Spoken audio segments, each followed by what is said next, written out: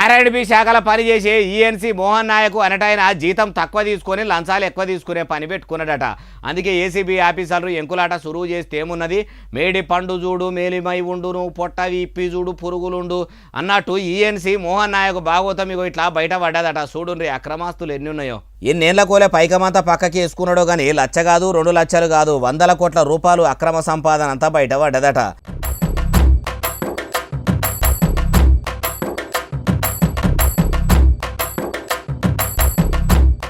హైదరాబాద్ పట్టణంలో ఉన్న ఇంట్లోనే కాదు చుట్టుముట్టు 15 జాగాల్లో ఏసీబీ ఆఫీసర్లు సోదాలు సురువు చేస్తే ఏమున్నది, ఆస్తులు మొత్తం బయటపడ్డాయట.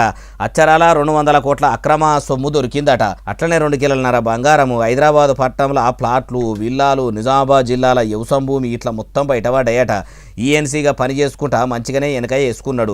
ఆర్ఎండ్బి శాఖల ఈఎన్సీనే ఇంత పైకం పక్కకు వేసుకుంటుండంటే తతిమ ఆఫీసర్లు కూడా ఎంత దానిలాడిర్రో. ఇట్లనే కడమ ఆఫీసర్ల మీద కన్ను పెట్టి ఎవరన్నా సాటుగా పైకం పక్కకేసుకునే పని గిట్లా పెట్టుకుంటే వెంటనే వాళ్ళ మీద కూడా చర్యలు తీసుకునే పని పెట్టుకోర్రి. ప్రజలు పన్నుల రూపంలో కట్టిన పైకంతో ప్రజలకు జీతగాళ్ళ లెక్క పని చేయవలసిన అధికారులు ప్రజల తాన లంచాలకు మరిగినాక ఇక ఎట్లా చెప్పుండ్రి, ఇట్లయినాక ఇండియా ఎట్లా బాగుపడేది అంటుర్రు ఈ ముచ్చటిన్నోళ్ళు.